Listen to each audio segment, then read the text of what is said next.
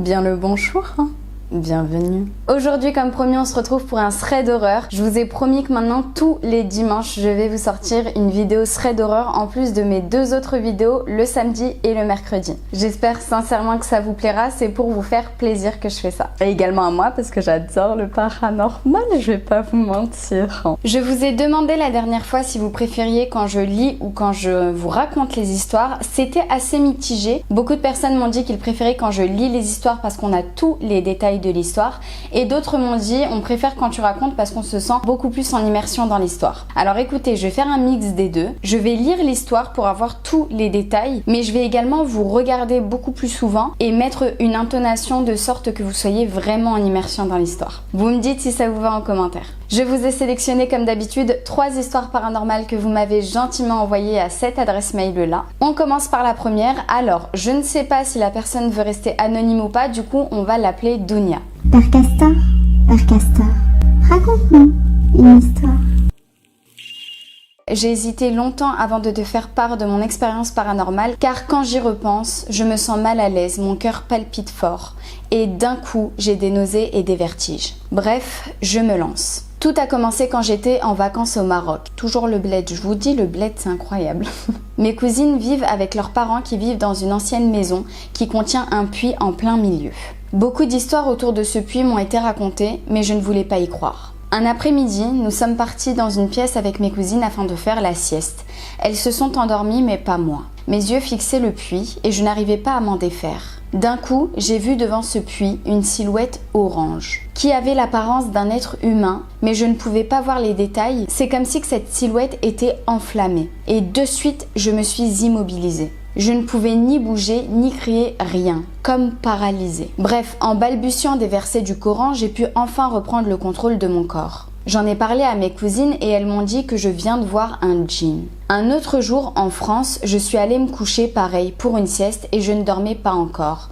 Mon corps s'est soulevé en position allongée et je sentais que je descendais les escaliers en apesanteur sans toucher le sol, car mes yeux reconnaissaient les photos accrochées au mur dans les escaliers. Et je voyais aussi que je m'éloignais de ma chambre, et le tout encore une fois sans pouvoir bouger, ni parler, ni me débattre. Le pire, c'est qu'en descendant les escaliers, j'entendais une voix d'homme qui soit parlait hébreu, soit lisait des versets du Coran à l'envers. Et je sentais mon corps se rapprocher de lui car sa voix devenait de plus en plus proche. J'ai essayé de bouger mes lèvres et de lire le Coran et petit à petit, mon corps a bougé et je me suis retrouvée par terre, au rez-de-chaussée, en transpiration et traumatisée. Je n'avais plus du tout la force de me mettre debout. Depuis ça, ma vie n'est plus la même. Je ressens constamment une peur et une présence malsaine au quotidien.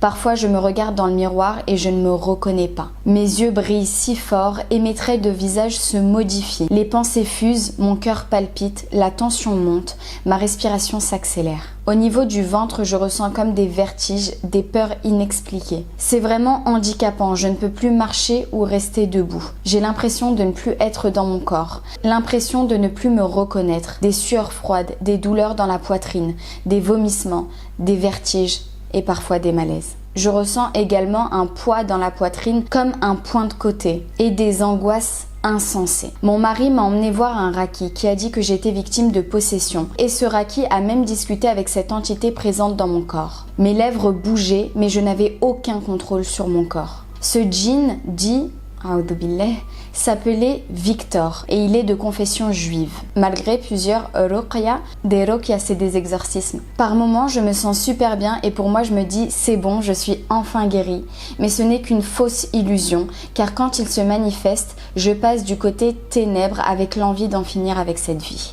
Les médecins m'ont fait une batterie d'examens et rien, alhamdoulilah. On m'a même diagnostiqué un trouble bipolaire, donc pendant 2 ans, j'ai eu le droit à un traitement lourd. Tout ça pour me dire à la fin qu'ils se sont trompés sur le diagnostic et je ne souffre absolument pas de troubles mentaux. Même le corps médical ne trouve aucune explication à mon cas. Aujourd'hui, je suis arrivée à me dire que je dois vivre avec ce Victor qui se manifeste au quotidien de façon différente. Je peux le sentir derrière mon épaule ou à côté de moi en train de me fixer. Je peux entendre sa voix ou entendre le bruit de ses pas quand il se déplace dans la maison. Je vis avec ça mais la peur est toujours aussi forte. Les conséquences physiques et psychologiques sont immenses et j'essaye de me raccrocher à la religion, à essayer de faire mes prières, car quand je souhaite prier, je ressens une lourdeur dans mes membres à tel point que je dois prier assise.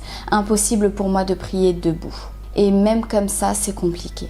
Au départ, je ne croyais pas trop au paranormal, mais j'en fais des frais aujourd'hui. Mais alhamdoulilah, je souhaite que tu puisses partager mon histoire à tes abonnés et je peux te jurer que personne à part mon mari est au courant. Mais j'ai senti en toi une âme empathique et belle et je savais qu'il fallait que je t'en parle et au final ça me libère un peu. Je te souhaite une agréable journée, Kam Dounia. Waouh. J'ai trop de peine pour toi, ma sœur. Je te jure, j'ai trop de peine pour toi. Que Dieu te guérisse, ma sœur. Vraiment, je t'envoie tout mon soutien. Essaye de voir un autre raki, essaye de voir un autre imam qui s'y connaît peut-être un peu mieux en Ruqya, qui va peut-être plus t'aider là-dedans. Vous avez été nombreux à me demander le numéro de mon imam qui m'a exorcisé. Je ne l'ai plus parce que c'était pas un imam de ma ville, donc c'est très compliqué. En tout cas, ma belle, je te conseille tout le temps, tu mets le Coran avec toi. Tu essayes tout le temps de réciter les invocations matin et soir, avant de dormir, etc. Même si c'est dur de faire tes prières, fais-les, parce que c'est justement ce djinn qui veut pas que tu fasses tes prières. Ces mots, en fait, sont causés par lui. Mais Dieu est plus grand que tout. Inch'Allah, il va t'aider. En tout cas, on va faire des prières pour toi. S'il vous plaît, si vous avez des conseils pour cette sœur, aidez-la, essayez de l'aider en commentaire. Si on peut t'aider, ma sœur, franchement, c'est avec plaisir. Passons maintenant à la deuxième histoire. Père Castor, raconte-nous une histoire.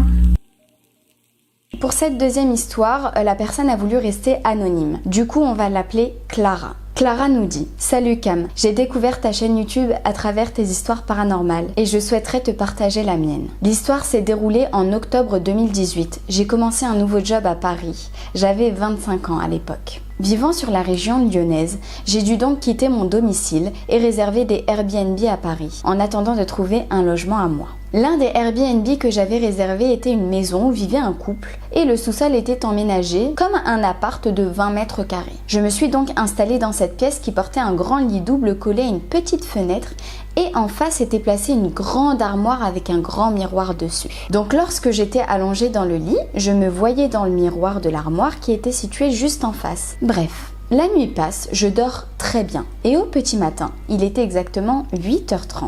La lumière du jour qui passe à travers la petite fenêtre me réveille. Et là, je suis allongée sur le côté et je n'arrive plus à bouger mon corps. Je suis totalement paralysée. Mais pourtant, je suis bien réveillée. Je sens quelque chose qui m'oppresse dans le dos, comme une main humaine qui m'appuyait dessus. Sauf que je ne sens pas de matière sur mon corps. J'ai donc puisé dans toute mon énergie et j'ai réussi à juste ouvrir les yeux.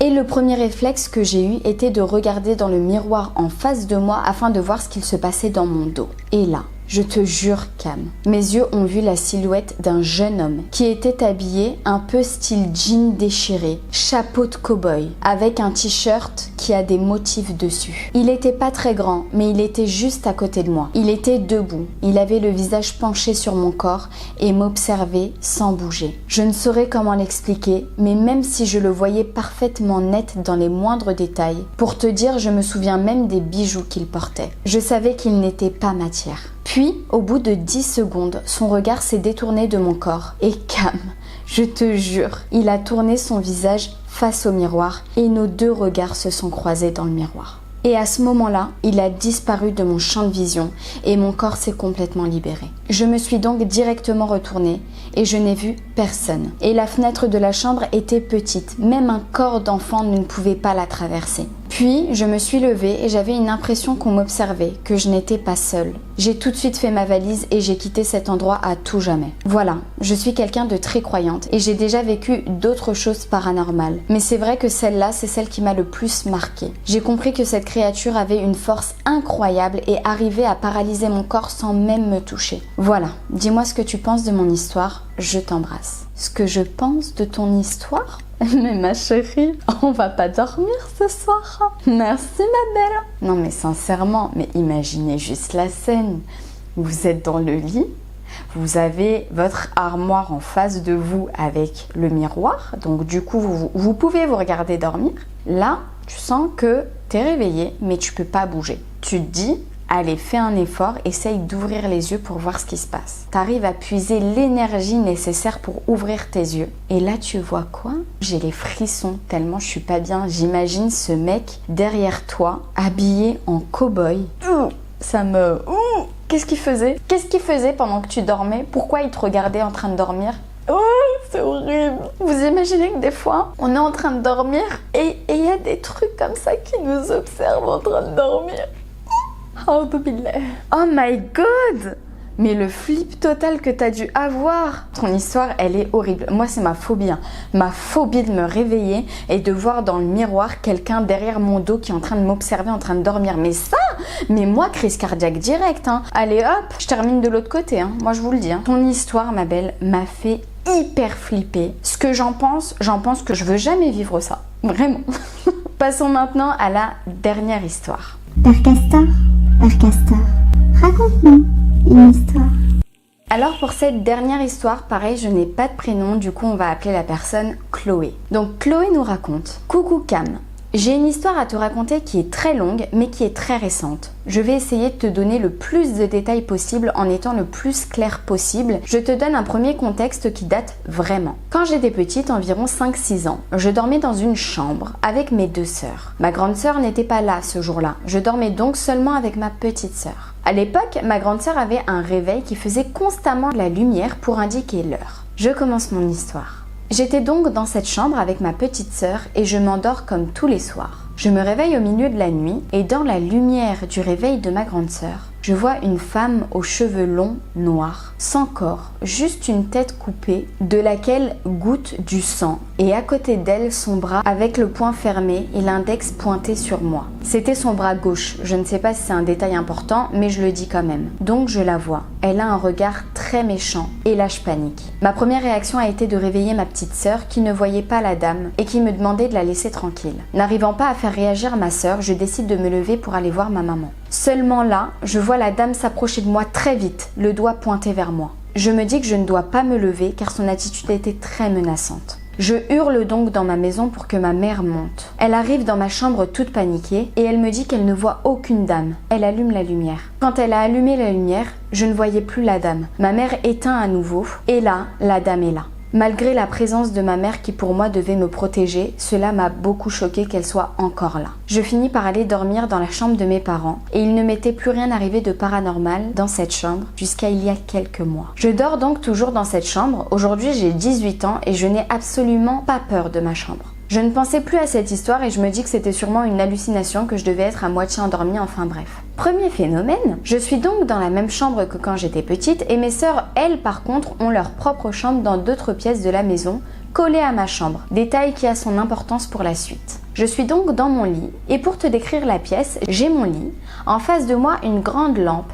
et à côté de moi ma table de nuit avec mon iPad et mon crayon pour le dessin posé au-dessus. L'iPad n'est pas branché à ce moment-là. D'un coup, ma grande lumière s'éteint le temps d'1 seconde et l'iPad à côté de moi, lui, s'allume et se déverrouille sur l'application Notes. Mon iPad n'étant pas branché, les deux phénomènes ne pouvaient pas être liés par un problème électrique. Passons au deuxième phénomène. J'étais dans ma chambre et là, tous mes meubles commencent à trembler très fort, genre vraiment fort. Sauf que je suis à Paris et les tremblements de terre ici, c'est pas fréquent. Je demande donc à ma sœur qui a sa chambre collée à la mienne si elle a entendu ce qui venait de se passer ou si ses propres meubles ont bougé eux aussi. Devine quoi? Rien. Elle a rien entendu. Et ces meubles n'ont absolument pas bougé. Troisième phénomène, encore une fois dans ma chambre, je pense que tu as compris le principe. Je me réveille un matin et je suis dos à la porte de ma chambre. Je traîne sur TikTok, un matin normal quoi. Et là j'entends quelqu'un tourner la poignée et ouvrir ma porte. Naturellement je me retourne, je m'attends à voir ma mère ou ma sœur entrer. Et là rien. Personne n'est derrière ma porte. Alors que j'ai une porte plutôt compliquée à ouvrir. Passons maintenant au dernier phénomène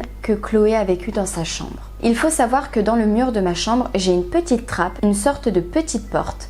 Et de cette porte s'écoule un liquide très étrange. Je te mets la vidéo car j'ai pensé à garder celle-ci. Oui, je filmais absolument tout pour le raconter à mes copines. Dernier phénomène, celui-là, il faut s'accrocher. C'était en juillet 2021, vers fin juillet, donc c'était il y a à peu près un mois. Ma famille était partie en vacances, mais pas moi. Je devais les rejoindre un petit peu plus tard car j'avais trouvé un peu de travail. J'étais donc absolument seule chez moi et je me suis réveillée un matin de week-end vers 9 h environ. Je me suis réveillée par un bruit de toc toc toc sur du fer. Je me dis que quelque chose doit trembler, alors je me lève, je déplace tous les objets en fer de ma chambre, mais le bruit persiste vraiment. Je suis fatiguée, j'arrive pas à trouver l'origine du bruit, donc je décide de me recoucher et j'essaye de me rendormir en faisant abstraction de ce bruit. Et là, je fais ce rêve.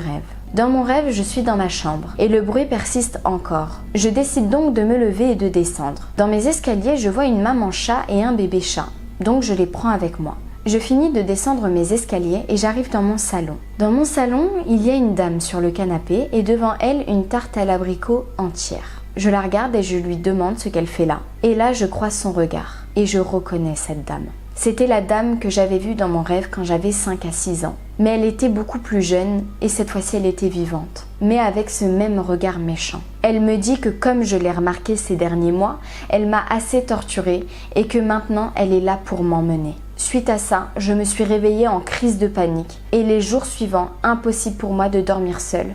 Du coup, j'ai dormi avec mon copain. Il ne s'est plus rien passé depuis. Voilà, mon histoire était super longue, mais je peux te jurer que je n'ai absolument rien inventé. Tout est vrai. Si vous avez des conseils, je suis preneuse. C'est très bizarre. C'est très bizarre parce qu'on a l'impression que t'es tellement habitué à vivre des choses bizarres dans ta chambre que du coup, ça ne te surprend même plus en fait. Le liquide qui descend de cette trappe, moi, je sais pas ce que c'est. Peut-être que dans les commentaires, vous allez nous trouver une solution à ce liquide-là. Pareil, ta porte qui s'ouvre toute seule alors que le sol, ton parquet, accroche à ta porte. Enfin, c'est bizarre. Enfin, mais même ce dernier rêve que tu as vu, ce dernier rêve où tu revois la même femme que tu as vue quand tu étais toute petite dans un de tes cauchemars et qui te dit « Je t'ai assez torturée ces derniers mois, maintenant je suis là pour t'emmener. » Pardon? Ah non, non. Non, non, moi j'ai pas fini de vivre ma vie par contre, hein.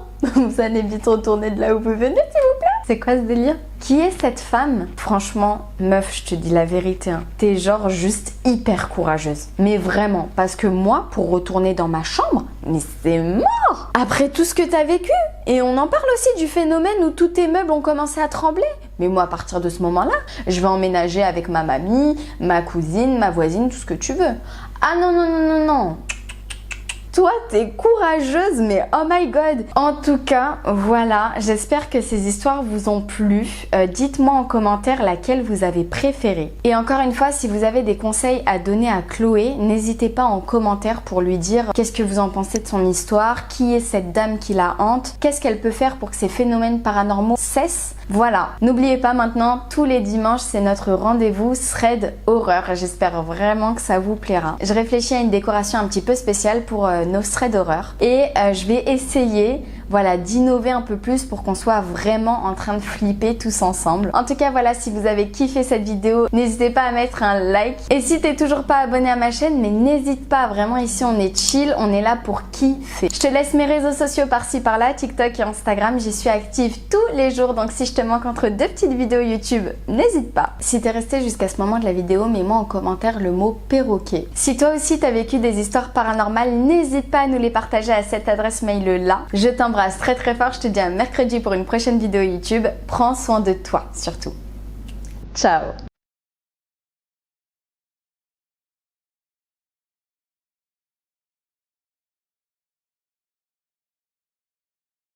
Over the past few months, we've shared quite a lot about the game's story. Today, we'll give you a glimpse of the activities our human by day, vampire by night protagonist Cohen can take on while exploring the open world. We start at night in our vampiric form. I love her voice. Heading toward a vantage point to get a better sense of our surroundings. Reaching a vantage point reveals nearby opportunities and helps us plan our next steps. Oh? There's a sword? Just gorgeous. Oh, nice. Few brave these woods. Folks say they're chock full of monsters. Village of Malagir. Codrin's family's land. There's only one house in that village. Malagir Monastery. Its best days are long behind it. I don't think I'll find anything else here. Let's open them up and check nearby points of interest. Wait, what? Some are tied to Brent's. Wait. Oh, that's the sick ass menu. What do you guys think? I kind of